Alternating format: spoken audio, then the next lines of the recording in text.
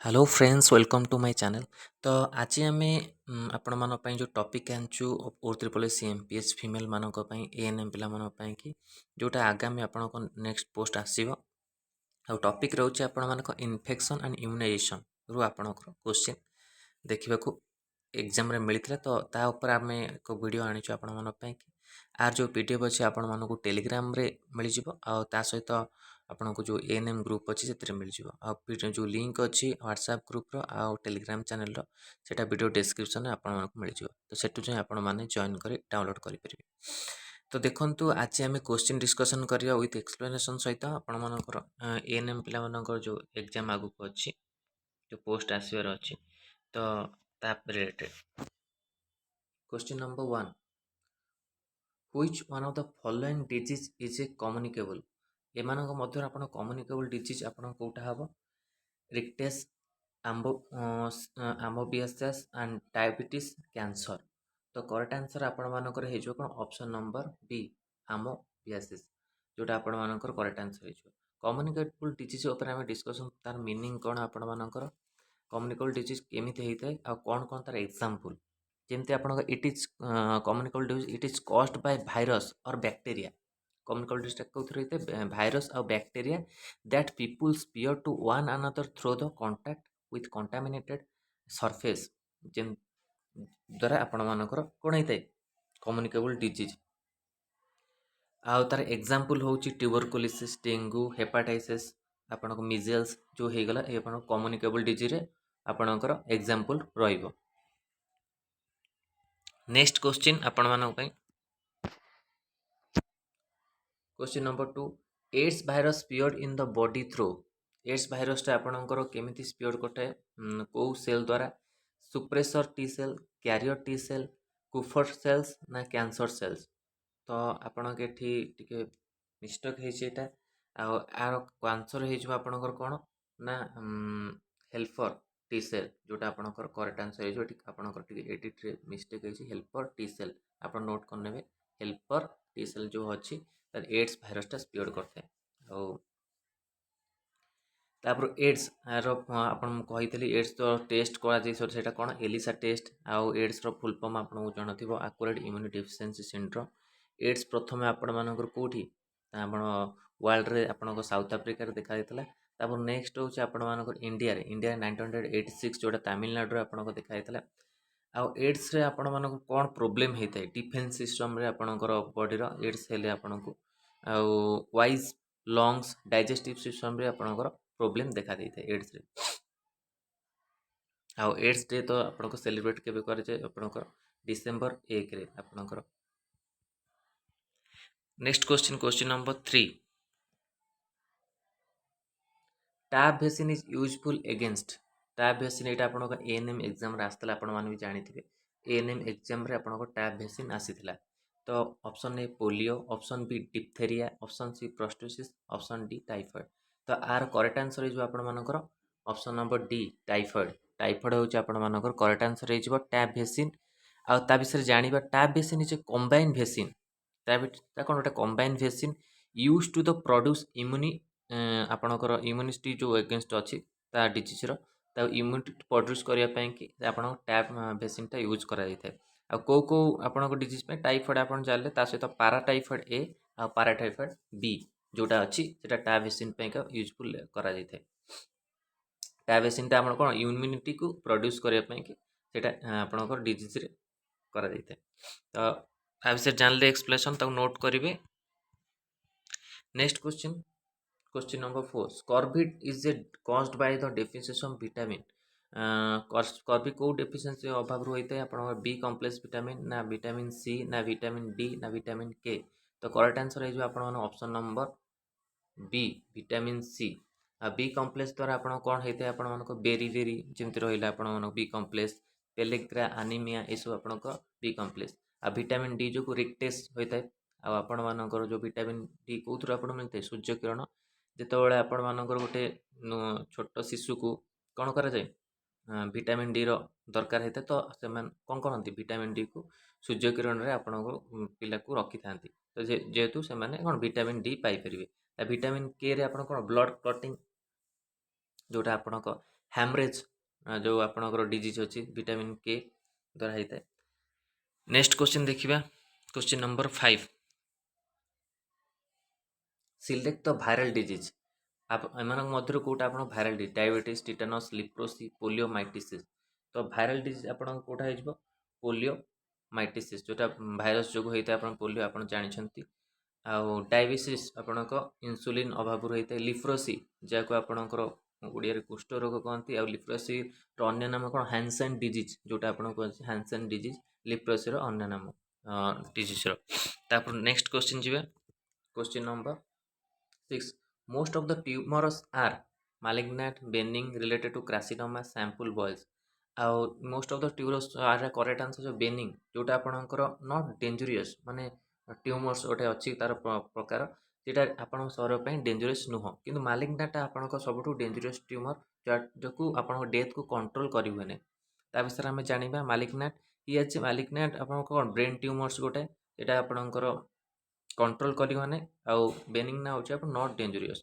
Related carcinoma कार्सिनोमाटा कौन कार्सिनोमाटा आपण मानक जानते स्किन जो आपणकर कैंसर जोटि कि आपन को एपिथियली टिश्यू द्वारा आपणकर होता है यहाँ आप जानते हैं कार्सिनोमा आ कार्सिनोमा रोगर आपणकर कौन कहते मोस्ट इंटरनल आपणकर पासवेज और your body most cancer affecting your skin जोटा मुझे आपको कहली कार्सिनोमार ता सहित breast kidney liver lungs pancreas prostate gland and head and neck को आपणकर कौन करता है कैंसर होता है सेठी कार्सिनोमार तो कार्सिनोमार बहुत कुछ टाइप कैंसर अच्छी तो आपण मैंने आगू मुझे डिटेल्स कहि तो नेक्स्ट क्वेश्चन जी आपको जहाँ मुझे कहली एक्सप्लेनेशन कली नोट करेंगे next question question number 7 excessive bleeding from an injury is due to the deficiency of excessive bleeding आपणक को विटामिन द्वारा अभाव रही है आपणकर विटामिन के जोटा आपणकर अच्छी हेमरेज जो अच्छी जो डिजीज एथर विटामिन के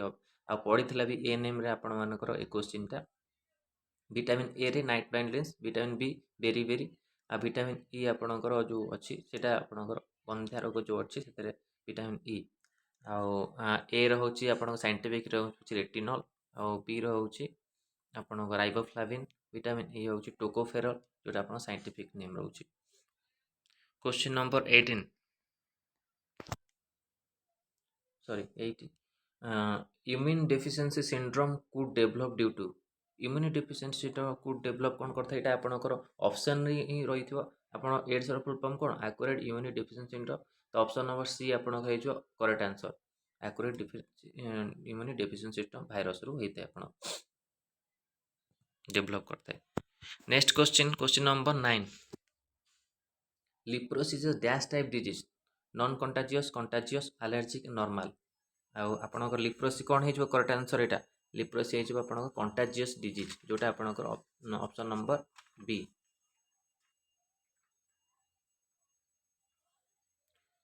ऑप्शन नंबर बी आपनकर करेक्ट आंसर हो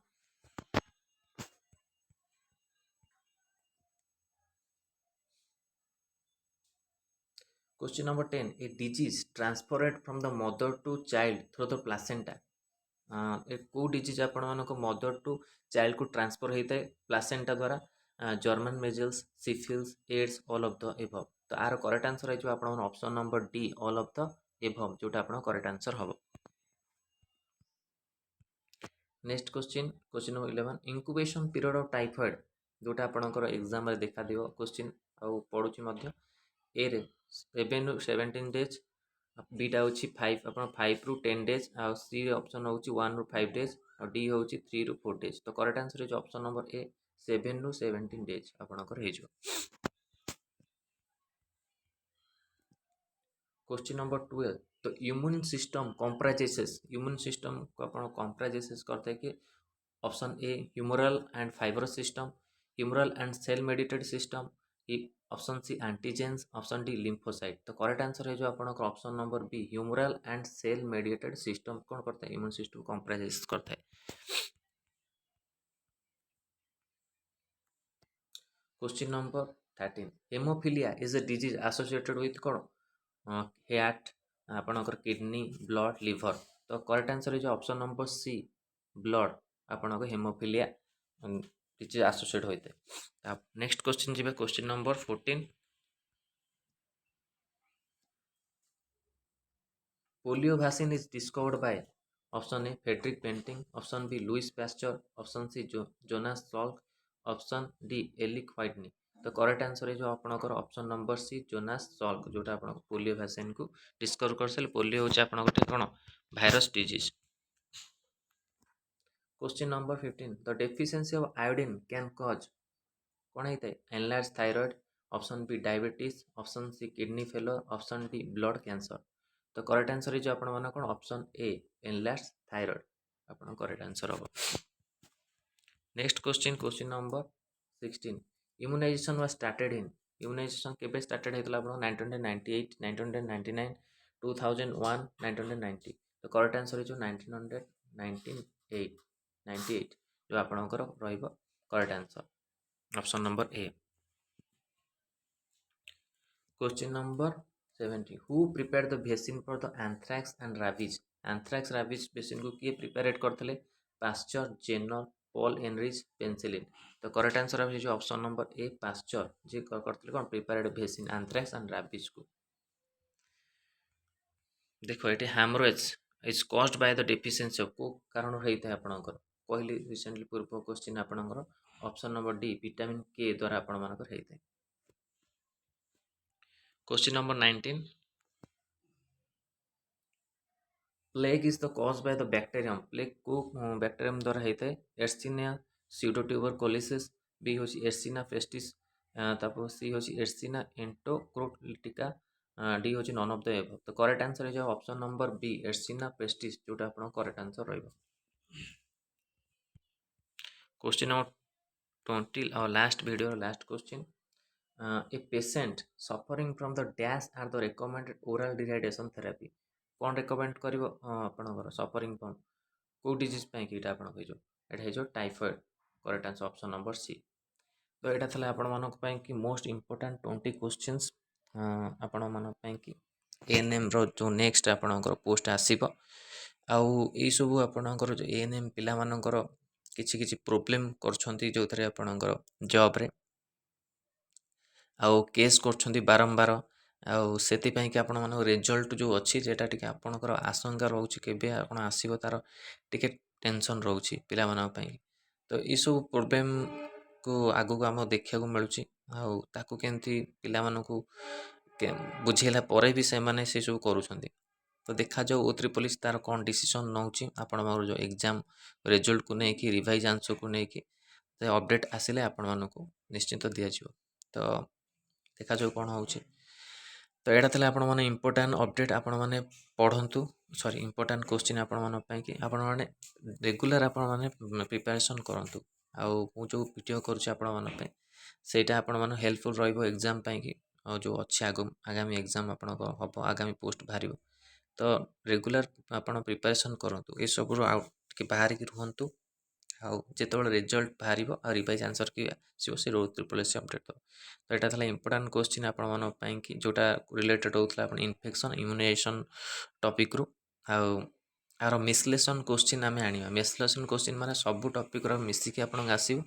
आउ जो पिला माने कहउतले कि एग्जाम रे जेंति आपनकर क्वेश्चन आस्तला सेही टाइप रो आपन क्वेश्चन दियंतु। क्वेश्चन सेही टाइप रो मु आनिबी आपन मन पई कि आउ जोटा कि आपनकर एग्जाम रिलेटेड रहिबो सब। आउ से क्वेश्चन मध्य मिसलेसन अछि मिसलेसन क्वेश्चन आनिबो। तो यहाँ था इंपोर्टाट क्वेश्चन आपण वीडियो भल लगे तो लाइक और शेयर करूँ। आम चैनल प्रथम थर पाई चैनल को सब्सक्राइब करूँ। आउ कंटेंट पे बेल आइकन को क्लिक करूँ जब समस्त वीडियो नोटिफिकेशन आपण पाखे पहुँच पार। आर जो पीडीएफ अच्छे आप टेलीग्राम चैनल आउ एएनएम व्हाट्सएप ग्रुप रे मिल जाओ। आउ जार लिंक वीडियो डिस्क्रिप्शन आप पाइपर। धन्यवाद, थैंक यू।